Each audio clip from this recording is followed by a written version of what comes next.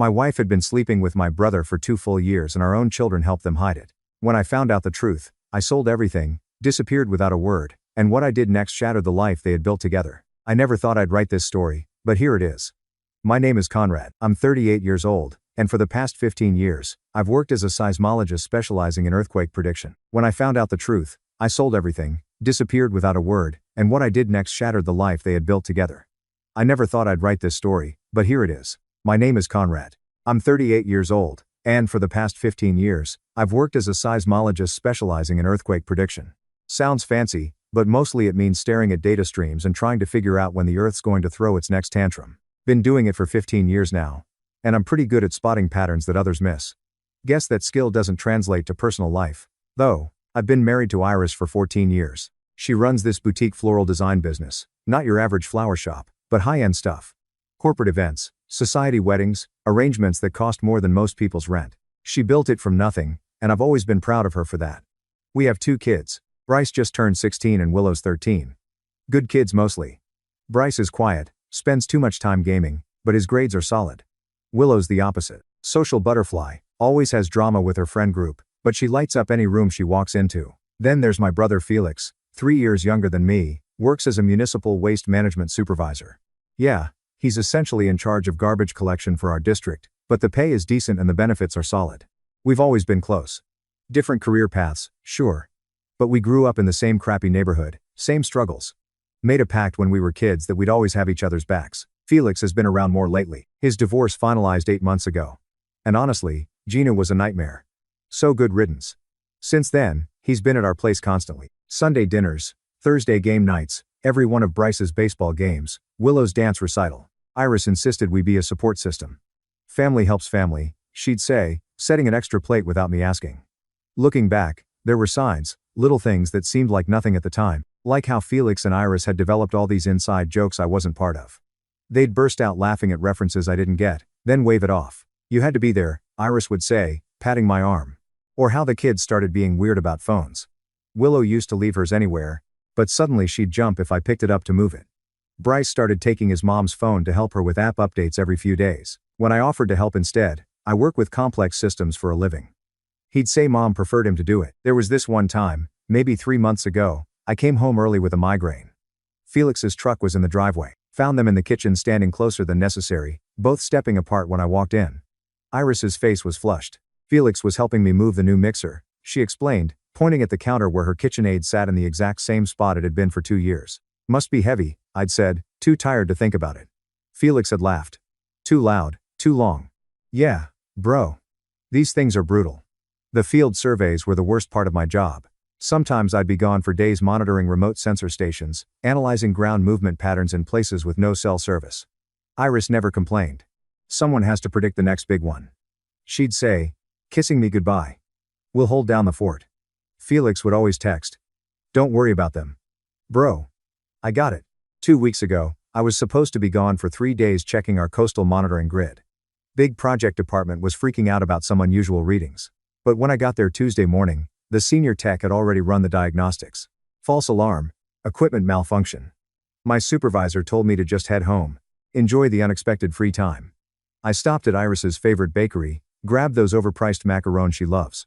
Thought I'd surprise her, maybe have lunch together at her shop. But when I drove past, her assistant mentioned she'd taken a personal day. Weird since she hadn't mentioned feeling sick that morning. The house was quiet when I got home. Iris's car wasn't there. Felix's neither. Kids were at school. I set the macaroon on the counter. Went to grab my backup equipment from the garage. Might as well use the free time to update my home monitoring setup. That's when I saw it. Bryce's tablet on the kitchen counter. Screen still on. He must have forgotten it in his morning rush. A notification banner appeared at the top. New photos added to hidden album. Mom's folder. My finger hovered over it for a second. Then I tapped. The album opened immediately. No password. No security. Why would there be? This was hidden in my 16-year-old son's tablet. The first photo stopped my breathing. Iris in our bedroom wearing the lingerie I bought her for our anniversary, but I wasn't the one taking the photo. The angle was wrong. Taken from where I usually sleep. Felix's tattooed forearm was visible at the edge of the frame holding her waist. I scrolled more photos. Dozens. Hundreds. Iris and Felix at a hotel I recognized, the one downtown where she'd had a floral conference last spring. Timestamp 2:47 p.m., April 15th. I've been analyzing seismic data from the northern fault line that day. Remembered it clearly because I'd found an anomaly that had me working until midnight. Another photo. Our living room couch, Felix's work shirt on the floor.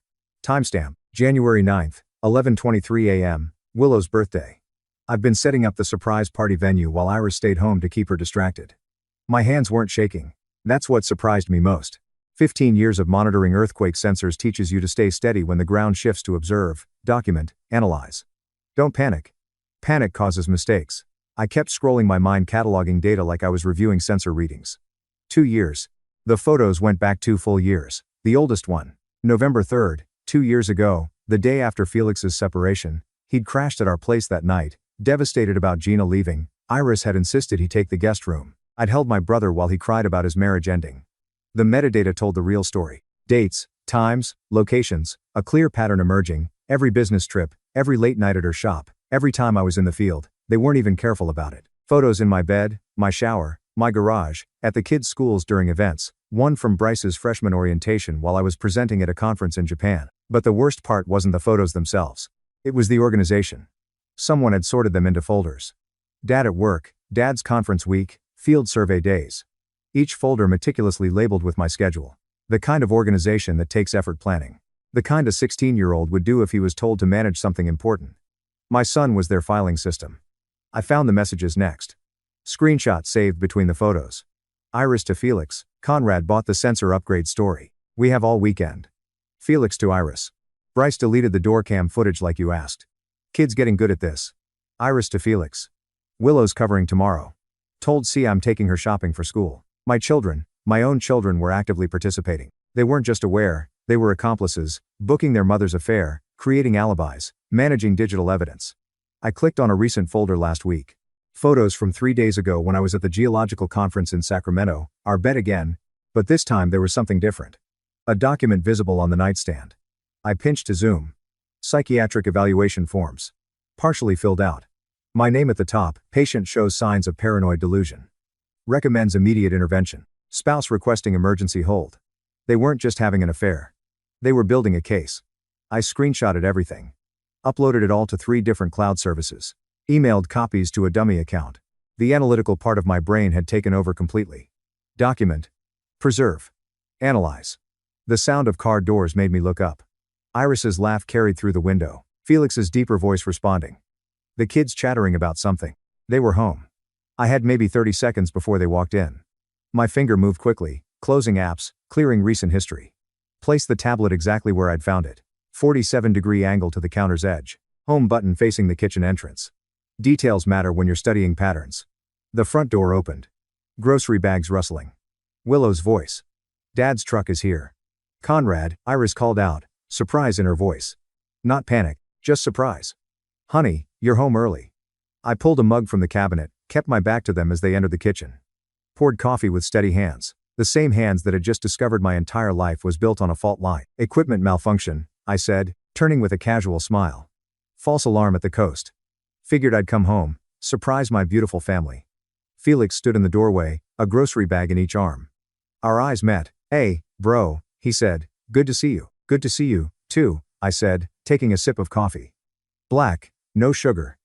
Needed the bitter taste to keep me grounded. Iris moved past Felix, set her bags on the counter right next to Bryce's tablet, didn't even glance at it. We picked up steaks for dinner. Felix mentioned he was craving red meat. She kissed my cheek, her lips cold from the October air. The same lips from those photos. Sounds great, I said. I'll fire up the grill later. Bryce slouched in behind everyone, earbuds in, head down. His eyes flicked to his tablet, then to me. Quick assessment. The tablet was exactly where he'd left it. His shoulders relaxed. Hey, Dad, he mumbled. Hey, buddy, good day at school. Same as always. Willow bounced over, gave me a quick hug. Dad, can you help me with my earth science project? It's about tectonic plates. Of course, sweetheart. The words came out automatic, normal. Inside, I was calculating. Every hug, every smile, every casual interaction, all of it was performance. They'd been performing for 2 years. Now it was my turn. The next 2 weeks were an education in deception. I became the perfect husband, the perfect father, the perfect brother, helped Willow with her project, went to Bryce's baseball practice, grilled with Felix on Sunday, laughed at their jokes, ignored their inside looks, pretended not to notice when Iris's phone buzzed, and she'd flip it face down, or when Felix would text and suddenly need to check on something at work. But every night, after everyone was asleep, I worked. First thing, I installed monitoring software on all our devices during routine updates. Told Iris I was upgrading our home network security. Been reading about identity theft, I explained. She praised me for being proactive. Felix nodded along, said he should do the same. The software was invisible, comprehensive. Every text, every call, every deleted photo, it all came to me. The depth of it was staggering. Iris hadn't just been sleeping with Felix. She'd been moving money. Small amounts. Nothing I'd noticed normally. 50 here, 100 there, but over 2 years, nearly $40,000 scattered across 3 accounts I didn't know existed. The business was perfect cover. Cash transactions, easy to skim. Felix was worse. He'd been using my information to set up side businesses, consulting firms that didn't exist, waste management contracts with ghost companies, all using variations of my social security number, my credit history, building a paper trail that led back to me while he collected the money. The kids were getting paid, literal payments, Willow's sudden interest in expensive makeup, $500 from mom's special fund each time she provided alibis. Bryce's gaming setup that cost $3,000 payment for managing their digital footprint. My family had turned into a criminal enterprise and I was both the mark and the fall guy. Felix's municipal access was a gold mine. City systems run on outdated infrastructure. Security from the Stone Age. Took me 20 minutes to get into his work account using his predictable password, his truck's license plate. Found 5 years of doctored contracts, inflated invoices, kickbacks from waste disposal companies. But the psychiatric papers were the masterpiece. They'd been planning it for months. Iris had been documenting my concerning behavior. Late nights analyzing data became obsessive paranoid episodes. My earthquake prep supplies were hoarding behavior indicating instability. They'd even gotten statements from neighbors about me being withdrawn and secretive. The plan was elegant. Have me committed for 72 hours, minimum. During that hold, transfer all assets as emergency protective measure. Felix would handle the legal side through his municipal connections. By the time I got out, if I got out, everything would be gone, and I'd look like the unstable one who'd lost his mind. I sat in my home office at 3 a.m., surrounded by printed evidence, and felt something I hadn't expected. Respect. They'd built something elaborate, thorough, it's almost beautiful in its complexity. Too bad I was better at recognizing patterns. Started making my own moves. Opened accounts they couldn't touch. Transferred my consulting payments offshore, scheduled automatic payments that would trigger later. Set up shell companies using Felix's fraudulent business model, but done properly legally in his name. It was during one of these late night sessions that my phone rang. Unknown number, but local area code. Conrad. The voice was familiar but unexpected. It's Warren from law school. Listen, this is going to sound strange, but someone called our office today asking about involuntary commitment procedures. They mentioned your name specifically. Warren, I said, keeping my voice level. Thanks for calling. Who was asking? Woman named Iris said she was your wife. Seemed real concerned about your mental state. Started asking about emergency holds, asset protection during psychiatric events. Conrad. I'm not trying to pry, but are you okay? Never better, I said, staring at the evidence spread across my desk. Did she mention when she might take action? She was pushing for details about timing. Wanted to know if holds could happen on weekends if family could initiate without warning. Man, I probably shouldn't have called, but something felt off. We went through some rough stuff together in school. Figured I owed you a heads up. You just saved my life, Warren. I mean that send me a bill for the consultation, whatever she discussed. I'll pay double. After I hung up, I knew my timeline had just compressed. They were moving soon. This weekend, probably when the courts moved slower, harder to fight back. Time to accelerate. Thursday morning, I liquidated everything I legally could. The joint accounts drained into new accounts in my name. Only legal since both parties can access joint funds. The investment portfolio cashed out. Early withdrawal penalties were nothing compared to losing it all. The house listed with a cash buyer I'd already lined up through a wholesale company. 60% of market value, but closed in 24 hours. The cars were easier, both in my name. Sold to CarMax for cash on the spot. Told Iris mine was getting detailed. Said I'd drop hers off for the recall service she'd been ignoring. The kids' college funds hurt the most, but they were in my name as primary, their mother as beneficiary. Legal to withdraw. Morally questionable maybe, but they'd been taking bribes to help destroy me. That money was partially funded by their betrayal. Anyway, Felix's fake businesses using my information. I filed all the proper paperwork, made them legitimate. Then I filed 5 years of tax returns for them, showing massive profits he'd never declared. Even paid the initial taxes to make it look real. The Internal Revenue Service would come looking for the rest with penalties and interest that would bury him. But the master stroke was simpler. I created a paper trail showing Felix had been embezzling from the city for years. Used his own real contracts, just altered the amounts. Deposited cash into accounts I'd opened in his name using his information he'd carelessly left on his work computer. Made it look like he'd been skimming from waste management contracts, taking kickbacks from private haulers. Then I did something I'd learned from them. I made the evidence find itself. Sent an anonymous tip to the city comptroller about irregularities in waste management billing. Attached just enough proof to warrant investigation. The money in those accounts, it would look like Felix had been stealing for years. His protests would sound like denial. His real theft would surface during investigation, making everything worse. Friday night, I suggested a special family dinner. Been working too much, I said. Want to appreciate what I have. Iris seemed touched. That's sweet, honey. I made my signature pasta, the one from our first date. Opened a good bottle of wine. Felix showed up with dessert, playing the Grateful Brother routine. The kids actually put their phones down, engaged in conversation. I've been thinking, I said, raising my glass about permanence. We study earthquakes, predict them, but we can't stop them. All we can do is prepare for the inevitable shift. Felix laughed nervously. Getting philosophical on us? Bro. Just appreciating stability while it lasts, I said, looking him straight in the eye. You never know when everything might change overnight. Iris reached over, squeezed my hand. Well, we're not going anywhere. No, I agreed. You're not. After dinner, I helped clean up. Hugged the kids goodnight, told them I love them. Meant it despite everything. They'd been turned into weapons against me, but they were still my children. Working late tonight, I told Iris, big analysis to finish. Don't stay up too long, she said, kissing me, that familiar cologne smell on her, not mine. Felix's at 3 a.m., I stood in our bedroom one last time. 2 suitcases packed with essentials. One-way ticket to Prague booked under my name. From there, who knows? I had 17 hours before the flight. On the kitchen counter, I left 3 envelopes, one for Iris, one for Felix, one for the kids. Each contained a single photo from Bryce's tablet and 4 words. I know everything. Goodbye. The first text came while I was boarding the plane. Iris, what is this? Conrad, what did you do? Then, Felix, bro, this isn't funny. Call me. I turned off my phone, settled into my seat. 13 hours to Prague. By the time I landed, the real show would have started. I wasn't wrong. From a coffee shop in Prague, I opened my laptop and watched my old life detonate in real time. Amazing what you can see through social media and public records when you know where to look. Iris discovered the empty accounts first. The Saturday morning Instagram post she'd planned about her new boutique expansion became a frantic Facebook plea asking if anyone had seen me. Her business credit card started declining by noon. The vendor accounts I'd canceled triggered immediate payment demands for outstanding balances. $20,000 in roses and orchids due immediately. Felix got arrested at work Monday morning. The comptroller's investigation had moved fast. Found the accounts I'd set up. Traced the deposits. They dragged him out in handcuffs during the morning shift briefing. Someone filmed it, posted it online. His face as they read the charges. Priceless. The real beautiful part, when they investigated the fake embezzlement, they found the real embezzlement. Turns out I'd underestimated how much he'd been stealing.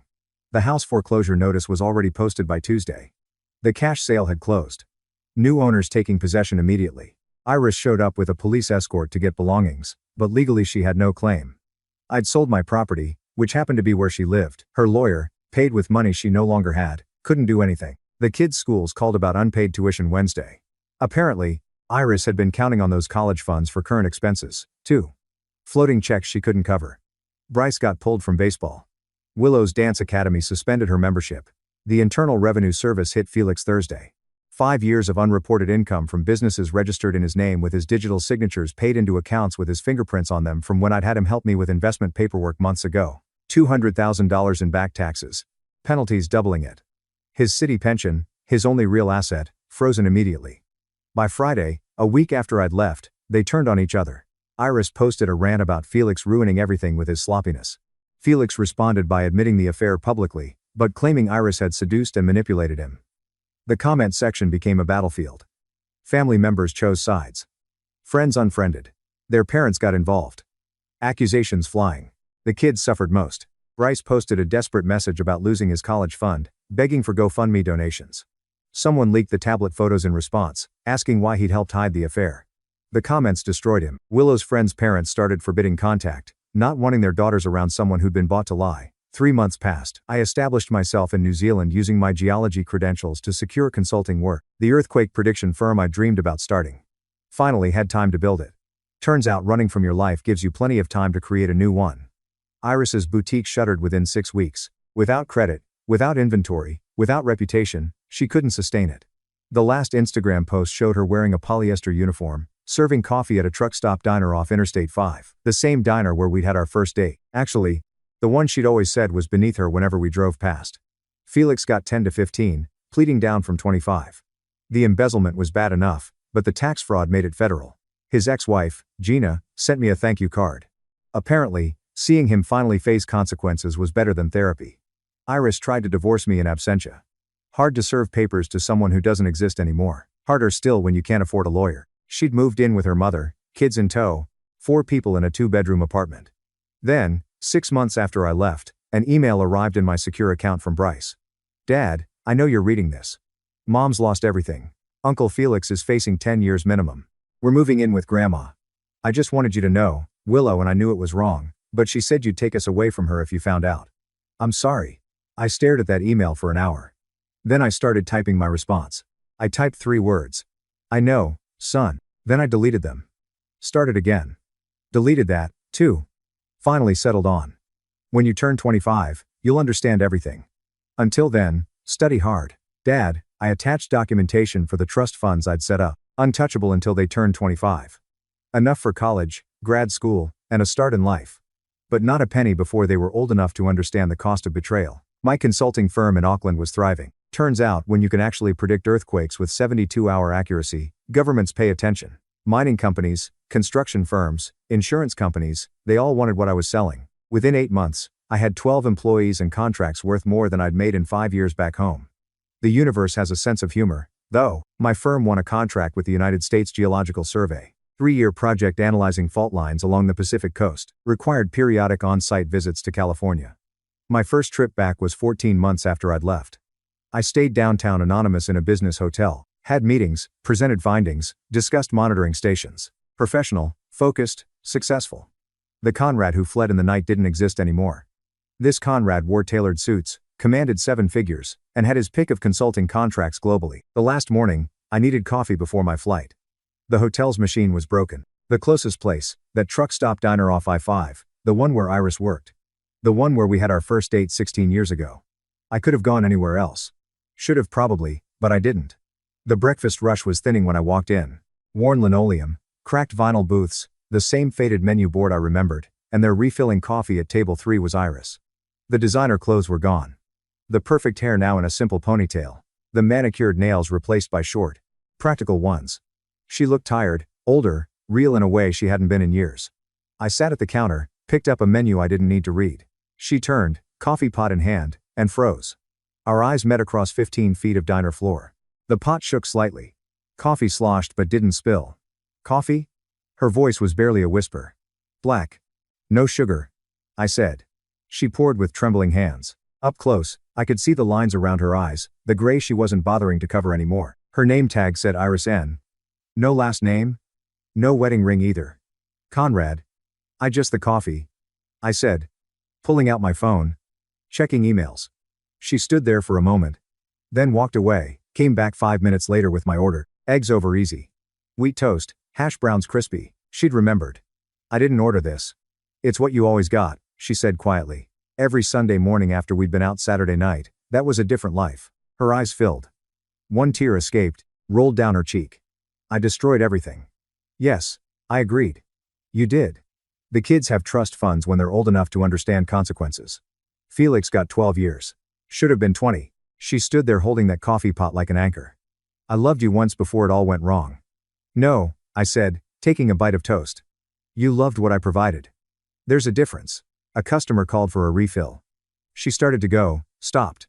For what it's worth, I'm sorry. I looked at her, then really looked at her. This woman who'd shared my bed for 14 years, given me 2 children, built an elaborate conspiracy to destroy me, who'd turned my own brother against me, weaponized my children, tried to have me locked away while she stole everything. I know, I said. I finished my breakfast in silence. The eggs were perfect. The coffee was bitter. The hash browns were exactly the right amount of crispy. Some things at least hadn't changed. I left a $1,000 bill on the counter. Not for her. For the woman she used to be, or maybe could have been.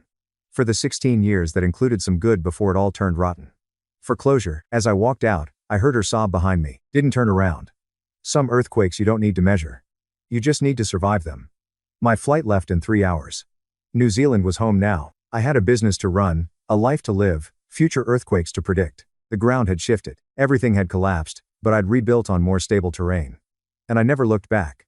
Thank you so much for watching until the end. If you really like our videos, please don't forget to like, share, and subscribe. Have a great day.